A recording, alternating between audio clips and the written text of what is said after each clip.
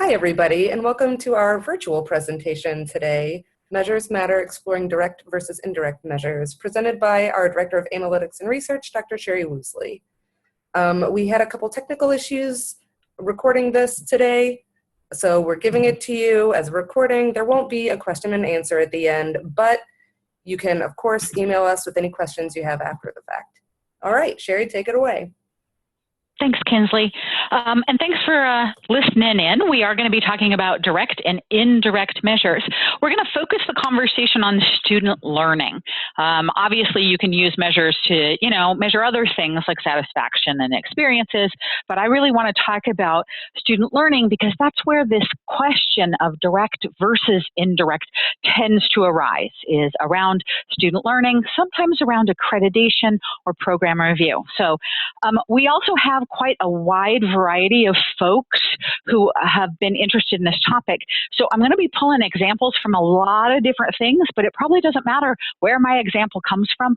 The lessons in the conversation that we're having should apply in many settings, whether it's kind of academic accreditation program review or student affairs and student support services and those kind of areas.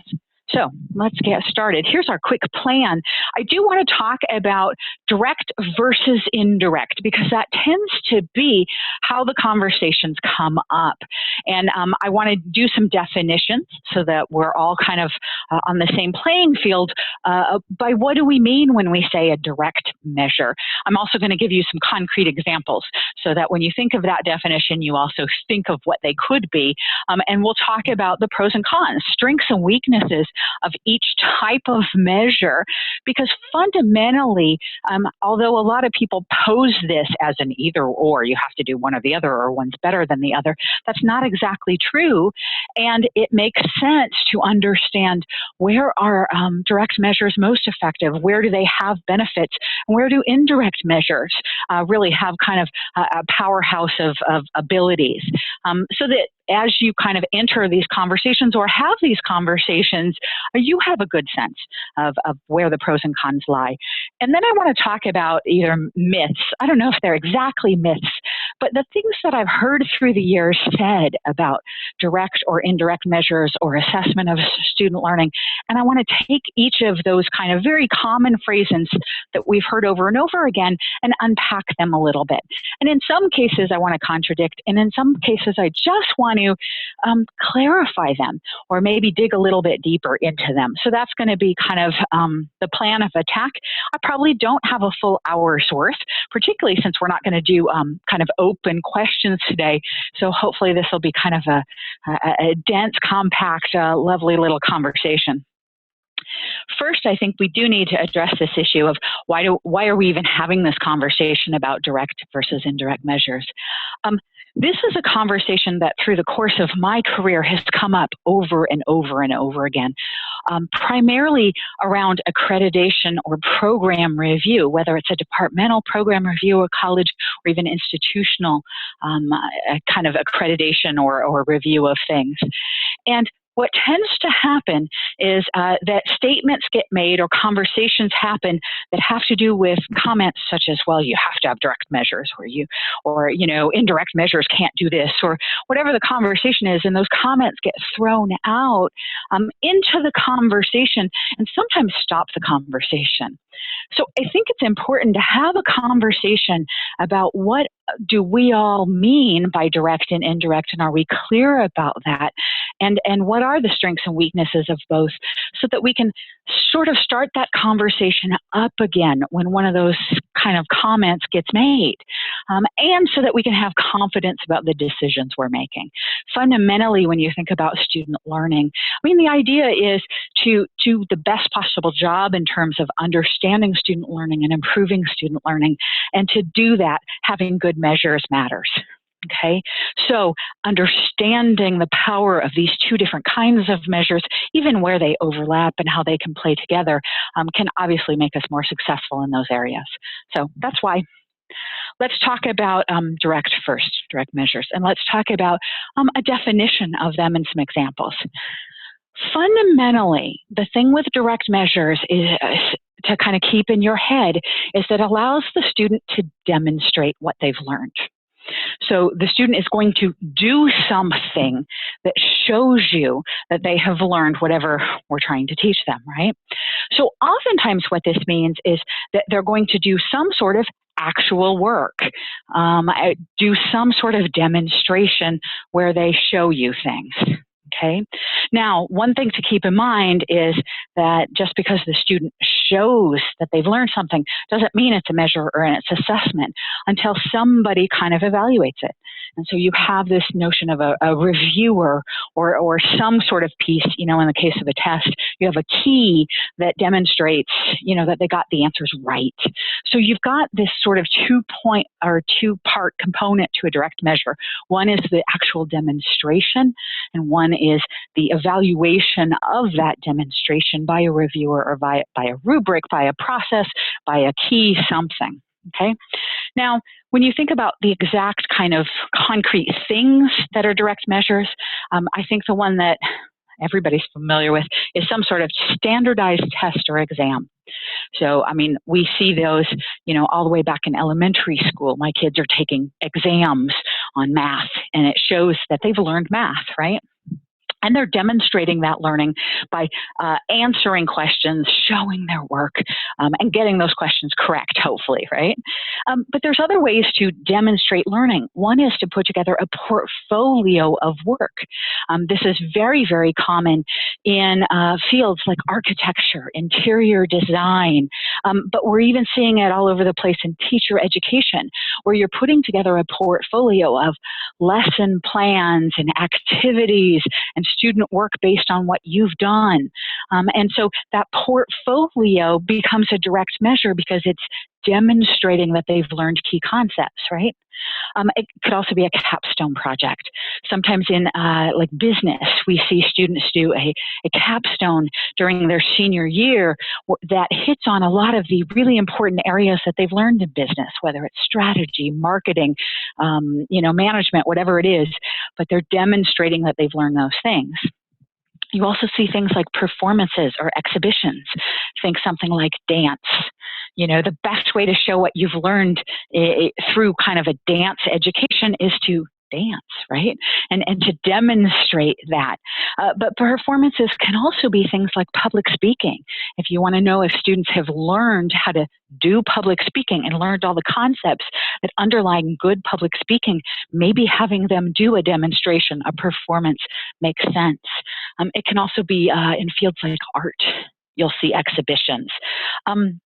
There's also places where performance could show up like in nursing, where you have a simulation that students are going to work through to demonstrate that they know how to do sort of initial intake of students or of patients. You see it in pharmacy.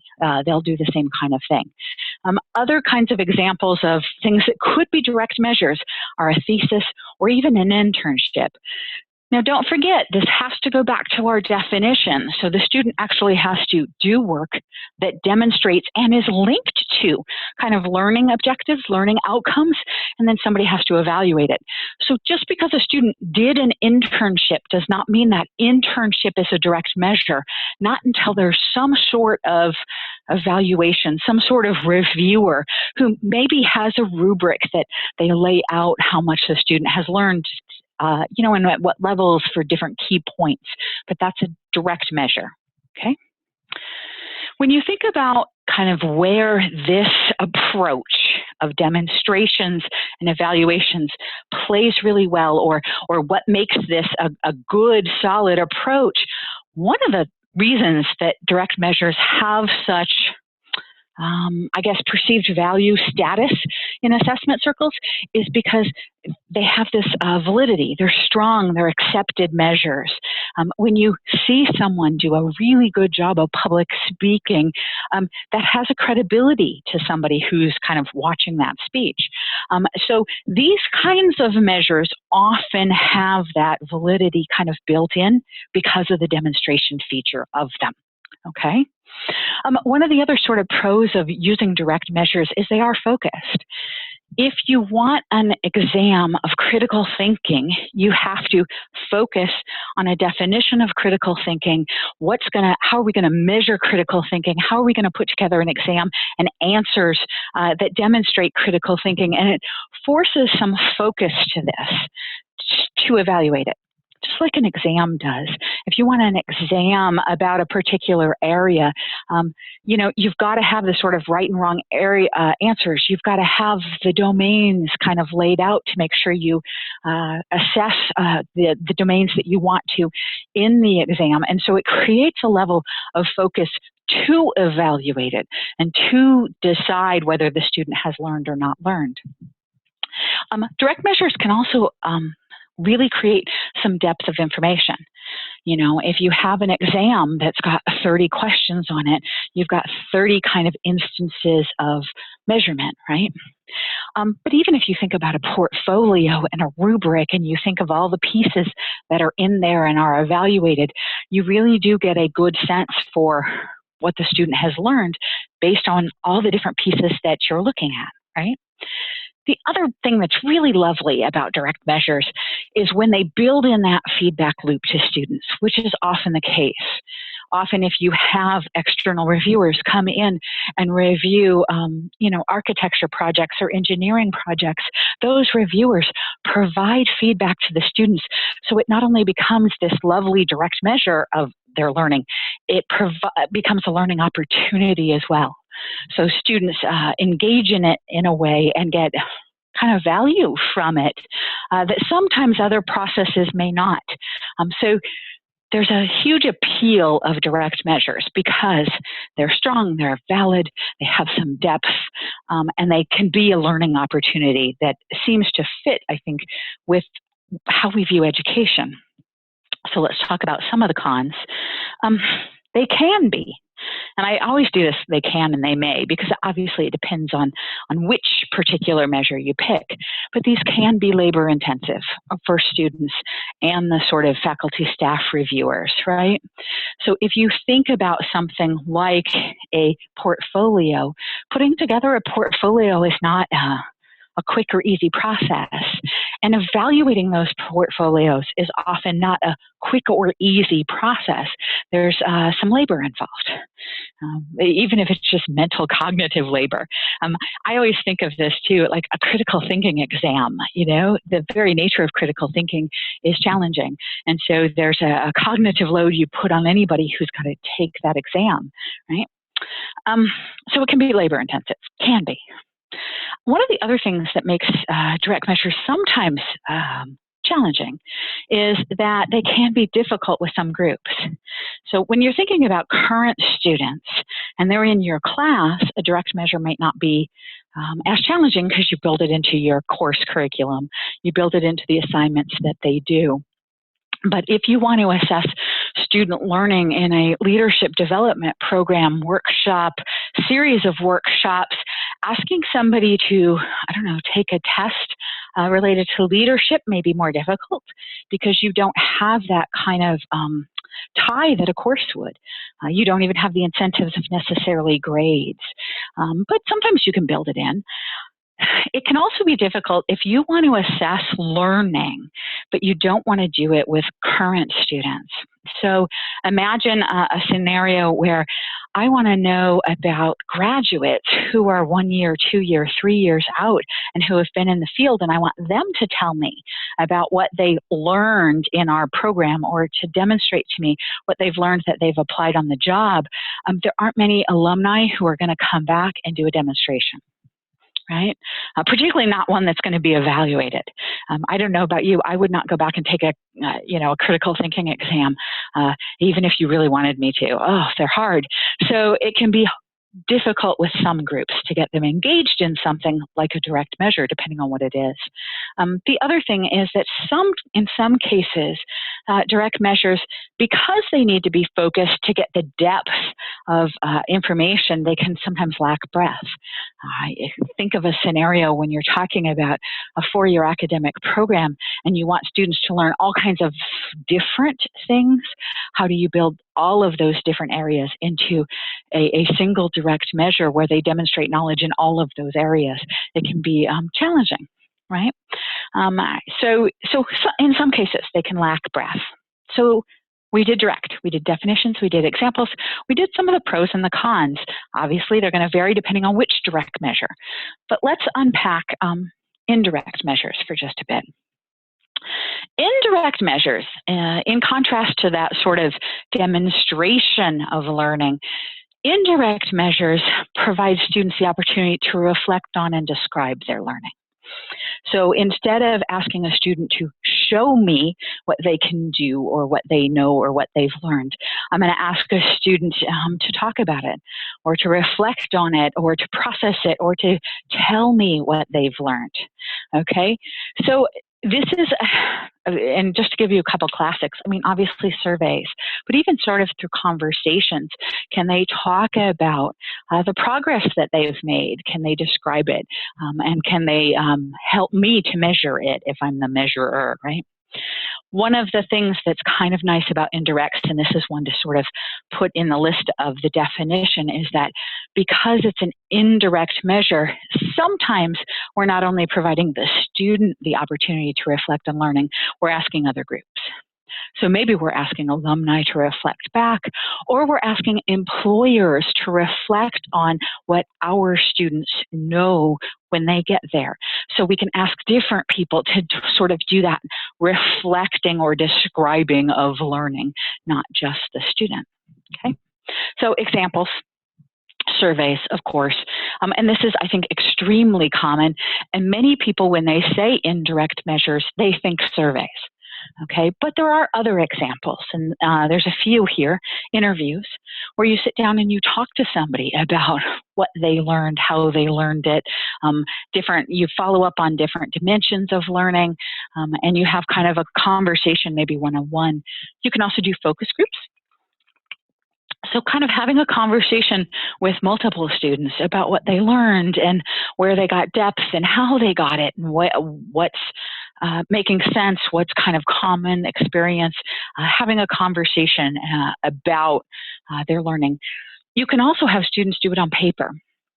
So what we'll see sometimes is reflective journals or even reflective papers. And one of the things to kind of keep in mind about these kind of notions of direct measurement and indirect measurement and all of these measures is you can go big or you can go small. If you think about some of the classroom assessment techniques or small pieces, they may be indirect. And what I mean by that is, I know when I taught, there were times, at the end of class, what did you learn today? What is still confusing? Those are indirect measures of student learning in the course that allow me to change what I'm doing kind of in the short term to create better long-term outcomes. So when I say a reflective journal or paper, you can do the sort of bigger piece. I want you to go read this article and tell me, what you've learned from it. Or you can do littler pieces, or you can do great big pieces. Do a reflective journal as you work through your thesis to start laying out what you're learning and how you're growing and what you're getting out of this experience. Those are all indirect kind of measures. So let's do pros and cons of indirect. Hopefully you heard a few of these already. One of the pros about indirects, depending on what you do, is that you can actually gather information about a variety of topics. So where we talked about directs kind of having some depth, indirect have some options here. So you can imagine on a survey I could do, if I wanted to, 50 questions, 100 questions, and I could get perspectives on a lot of different learning elements or domains or experiences if I want to. I can also get sort of that variety of perspectives that I alluded to earlier, where I can start to understand how employers see learning, how alumni see learning, and how students see learning. And now I can start putting together sort of a data triangulation to understand what students are learning and what they're getting out of things. One of the interesting things about indirect is you can not only get sort of learning that's very knowledge specific or ability specific, but also kind of gets at some of these implicit qualities, perceptions of learning, maybe values that they've learned, attitudes that they've learned. And not that we can't do those with direct measures, but sometimes it's easier with indirect measures to talk about, what are their perceptions? What do they see? What do they value? On the con side, it doesn't have a tangible demonstration. And because of that, there are times that either people or audiences or groups are going to question it. And we'll talk about that a little bit more in depth when we hit some of the myths. But there's no question an indirect measure doesn't have this, very clear demonstration of learning. So that's going to put some questions in. The other thing I would say is where surveys may be fairly quick and easy, I guess, once it's designed, if you go more the qualitative side of things, if you go more interviews or focus groups, then you can start to be adding some labor onto this and create a measure that is labor intensive. So one of the things I think to really think about as you're thinking about direct versus indirect is not just that dichotomy, but also the sort of specifics within it. Because doing a demonstration like a performance with a rubric, with a review can be labor intensive, but doing exit interviews with your graduates can be just as labor intensive, depending on the number of graduates and the number of learning domains you want to ask about and how deep those conversations do or don't go, and how you're going to analyze the information you get out. So, kind of just keep that in mind, that it's not that direct or indirect, one is easier, one is less labor intensive. It's more a matter of kind of those nuances underneath that. So if you really sort of put the side-by-side pros kind of together, direct has that opportunity to demonstrate learning. They are often strong and focused measures because you've got to put that sort of evaluation component to it, right? So there's a validity to direct measures that is perceived. It may or may not be there depending on how strong the measure is or is not, but there's definitely a perception of validity on the direct side of things. On the indirect side of things, it's providing that opportunity to reflect or describe learning. But you can also look at other things in addition to learning. You can also look at the experiences that maybe lead to learning or that are connected to learning. You can look at values and attitudes and other things as well, and you can start building out kind of a bigger audience on the indirect side. I've kind of posited this conversation as a this or that, but hopefully what you'll hear from here on out is that I truly don't believe that one is better than the other or that there's a right answer to one or the other. I think there's some real power in thinking about these as a pair that can go together and figuring out which ones to use when and in what scenarios to put together a really powerful story about what students learn from the programs that we create.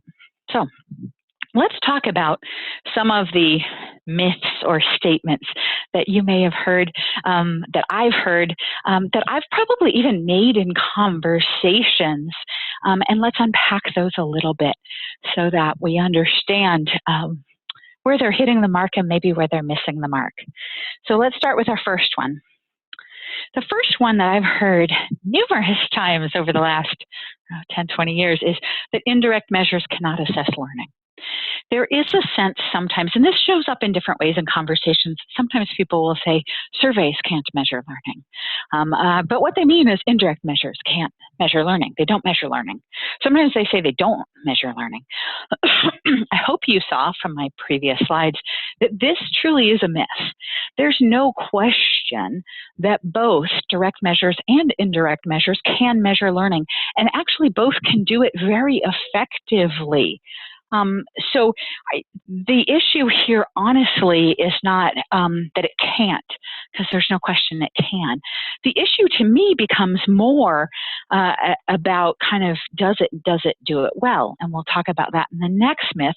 But when you're talking about here, you know, when somebody says it can't, first of all, yeah, we can ask about learning, and we can ask people to describe their learning and describe what they're learning. But we can also, with an indirect measure, ask things about attitudes, values, experiences. The example I used to use a lot when people would say this to me is lifelong learning. I can ask somebody about their attitude toward lifelong learning, about whether or not they want to continue learning. I can ask questions like that in an indirect measure. I can even have a really lovely interview conversation about lifelong learning. So indirect measures are a great way to get at that. You know, what's really hard is to come up with a direct measure of lifelong learning. There are some. You can look at, and I've seen people do this, where you start tracking how many library books they check out or how many books they read or whatever it might be that is sort of your definition of lifelong learning, and looking for behaviors that demonstrate it. But when you think about the time frame it would take to do that and the effort, direct becomes labor intensive. So indirect can be really powerful for that kind of idea. So just keep in mind, this one definitely is a myth. Indirect measures are effective. It's just a matter of choosing kind of where and when and how and what to do it. Normally after this one comes this next one. And this notion of student self-reports have no validity, i.e. indirect measures aren't valid. Having somebody reflect on their learning doesn't tell me what they've really learned. Whatever version of this you've heard, maybe even said, and I think there are cases where this might be true, okay? We all know students who overestimate their abilities, or students who maybe don't have a sense of things. So there are definitely stories that support this argument. But fundamentally, there's two things I want to talk about. Number one is that all assessments are subjective. So in this case, when you think about student self-report, it's the student who is subjectively kind of measuring their learning. When you think about a direct measure, it is the evaluator, the reviewer, who is subjectively measuring learning. Now, there may be some real depth to the design of that to minimize the subjectivity. But somebody still decides what's on that test. Somebody still decides what's the right answer. Now, it may be that we can implement it in ways that feel much more objective because of its consistency, but there's still some subjectivity to it. I think where we get nervous, and I say we because I think I do too, is do students have the capability, the knowledge, the experience to measure their learning or to understand it or describe it. And so I think that's the real question, is whether students can judge this, right? Even alumni, can they judge this? Can employers judge this? You know, when employers tell us students haven't learned something, do we trust their judgment, but we don't trust a student's judgment? Really what it comes down to, whether these are valid, are things like people's experience or knowledge of the subject matter and the quality of the measure. So let me unpack that a little bit. There's a friend of mine who did this. I thought it was really interesting. They had incoming students come in and they asked students about their computer abilities. And then they went and tested students' computer abilities to test this idea that self-reports have no validity. And in one case, he found it was right. They didn't have validity. And that was when they asked the question at such a high level that it didn't make a lot of sense. So if you ask students in general to rate their computer ability overall, it's so broad that the way students interpreted that could vary dramatically. So the quality of the measure is questionable, but also students' level of knowledge and experience are going to vary greatly. And so their ability to kind of create a good measure of what they know isn't solid.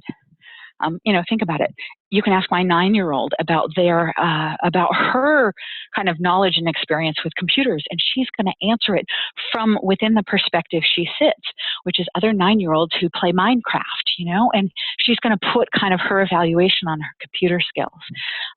But if you ask a computer engineer or a computer science student about their knowledge and experience or their learning about computer skills, they have a lot more knowledge and experience. They have a lot more knowledge of the range of things that could be part of that question. The problem is the question's still so broad. Where my friend found that there was real validity was when they asked more specifically about tasks and behaviors. When they asked students if students could write a formula in Excel, their validity shot off the charts in terms of accuracy. Right? So it's a matter of taking the measure to something that students have enough knowledge and experience to be able to answer.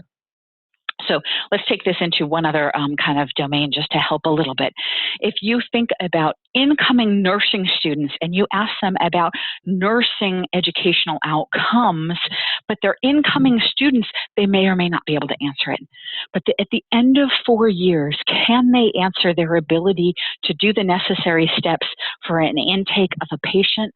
Likely they can. They know what those steps are. They've had that experience. They've seen themselves in relationship to their peers, and they've gotten feedback. They likely have a lot of validity in that particular area of something they know that's asked in a concrete sort of a way. So the validity of a self-report has to do with who you're asking and how you're asking it, right? Okay. Sorry, number 3. We'll keep going.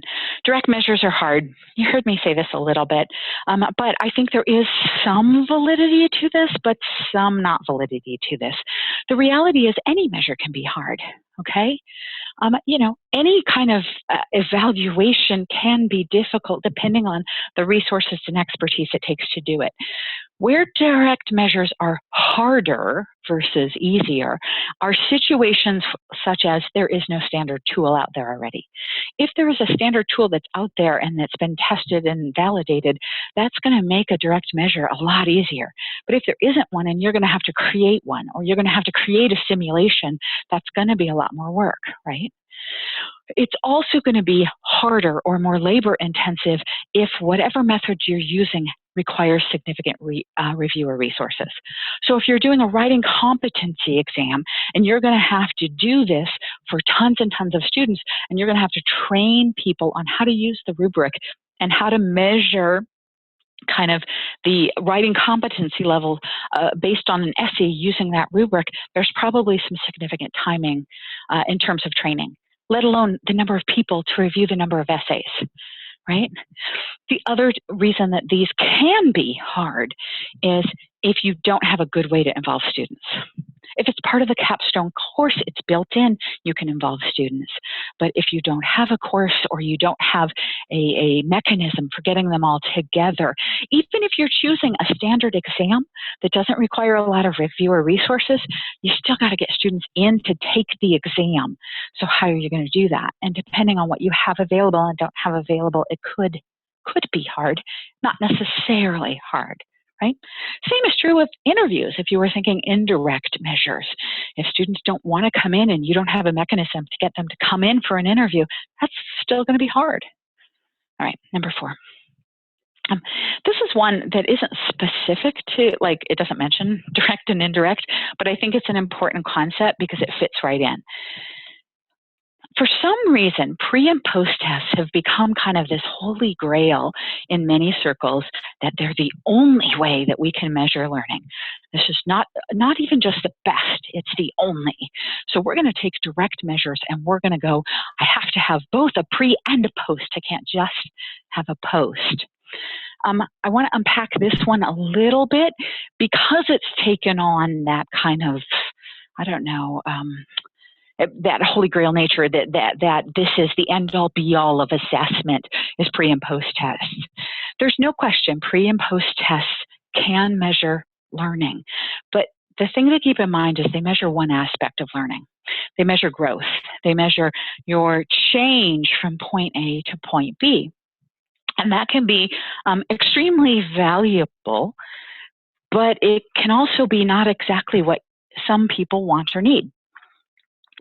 So concrete, let's look at it. You have student 1 and you have student 2. Their blue scores are their pre-scores, their orange scores are their post scores.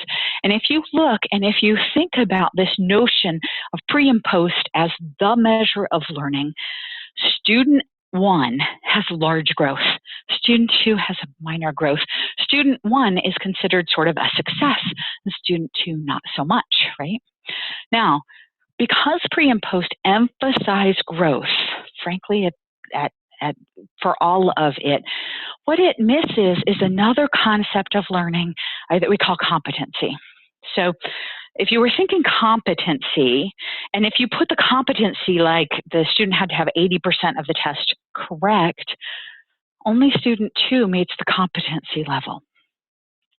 Where competency at least speaks broadly to me is in a scenario such as, I don't know, actually a professor that I know once said, engineering. Which student would you want building your bridge or designing your aircraft? Do you want the student 1 who's got considerable growth? Yes, we taught student 1 a lot. They came in with very little, they came out with significantly more, but they may or may not have come out with, in this case they didn't, enough to be considered competent, minimal competency or high-level competency. And so one of the questions I think that I often raise when people who say we have to have pre and post is, what do you care about? At the end of your program, is it most important that students have moved up in learning? Or is it most important that students have achieved a certain level of competency, or do you want some conversations around both?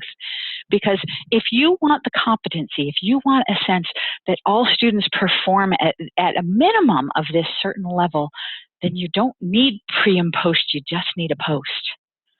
So it's not the Holy Grail, it's not perfect, and it pays to think about that we're focused on growth. Growth can be absolutely important. That may be what we're trying to do, is grow our students. But it doesn't pay to miss the second side. So, myth 5. We have grades. We have grades. Those are direct measures. We're done. This is an argument that comes up a lot, I think, in accreditation kinds of circles on the academic side of things, is we don't need to do that standardized exam. We don't need to do that simulation. We don't need to do whatever. We have grades, and grades obviously tell us that students have learned. Well, I will say that this is kind of a myth. Grades are not an accepted direct measure of learning for most accrediting bodies or accreditation reviews. The exception to that could be if you have very standardized curriculum with very standardized measurements and grading procedures, meaning the same tests graded in the same ways, same point allocations and everything, then you may be able to say that grades are a direct measure of learning. But in most cases, this is not the case. And one of the reasons is grades often include other elements in addition to learning. So for instance, when I taught research, there was a deadline for when projects were due, and if students didn't hit the deadline, they lost points. So you can have a B student who has learned a lot, but has a B because of the timeliness issue. So the grade then is both learning and timeliness. And because grades have things like timeliness or attendance or participation, they aren't just a measure of learning, right? And oftentimes they're not those other factors, but even the learning and the grading are not standardized from professor to professor. They may not even be standardized from, course to course, department to department. An A in one course may be easy, right? Or not a lot of learning. And an A in another course may reflect a significant amount of learning. And it's those variations that have made grades not an accepted kind of direct measure of learning. One of the other things I've heard people say is we have direct measures. We have the standardized exam at the end of the 4-year period. Therefore, that's all we need. And it may be all you need to kind of check that assessment box in accreditation, but more and more that's not the case. More and more the accreditation process requires other things than just checking the box.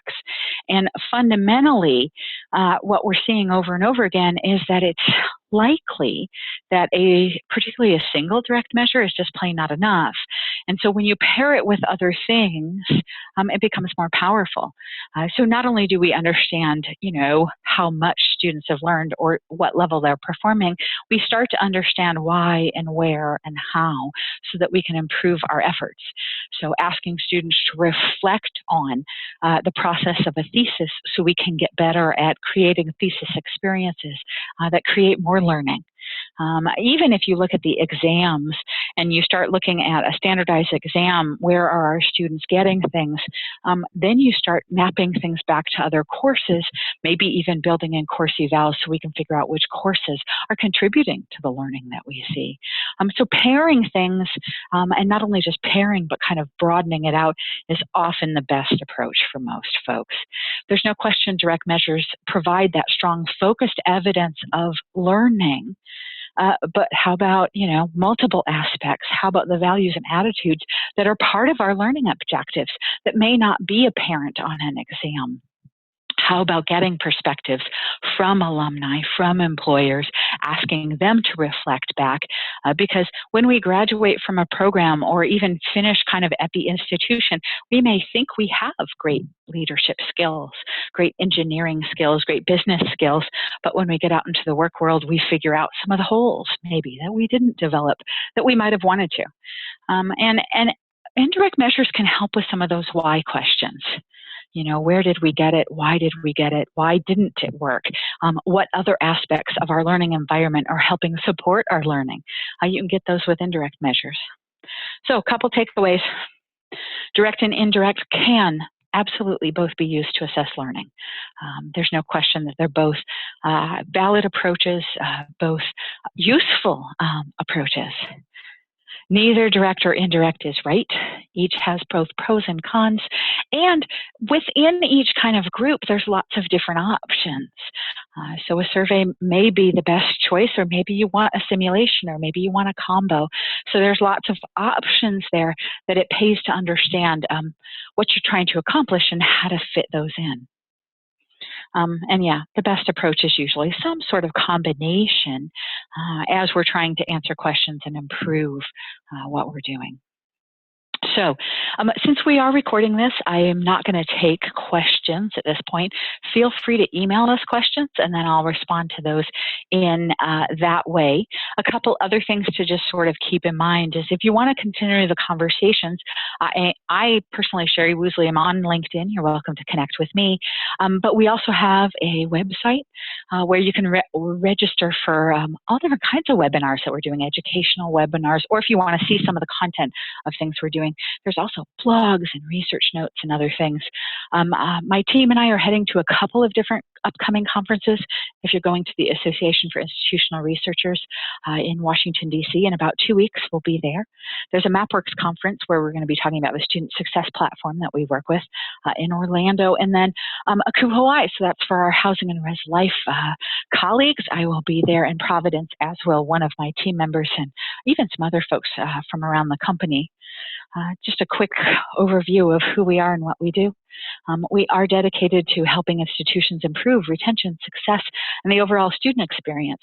So in this case, we were talking about student learning, but there's other aspects of the student experience as well.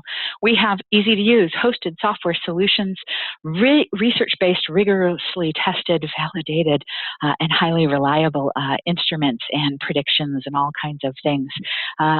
We've got some great client service and support. And fundamentally, if you think about Skyfactor, we've got kind of two sides to the business. One is the Student Success and Retention System MapWorks, which is just pretty amazing stuff. It's got a very strong research methodology underneath it in terms of surveys, but also student success predictions and understanding the full kind of holistic experience of students. It is adaptable, affordable, critical insights for the folks who are working directly with students. And we also have consulting services to help campuses who are undertaking that work. On the benchwork side of things, we have assessments. So if you think about the webinar we just did, that was talking about direct and indirect measures. Our assessments are indirect measures. They're surveys.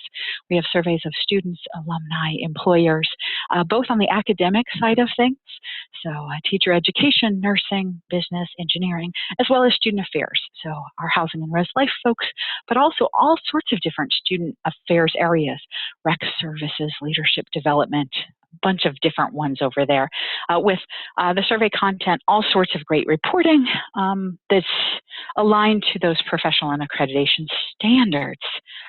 Whew. We did it, Kinsley. I think that's Sherry. the that was sum great. Yeah, the sum of what we've got for today. That's what we've got. So send questions and yep. Thank you, Sherry, and thanks everybody for listening. Bye now. Goodbye.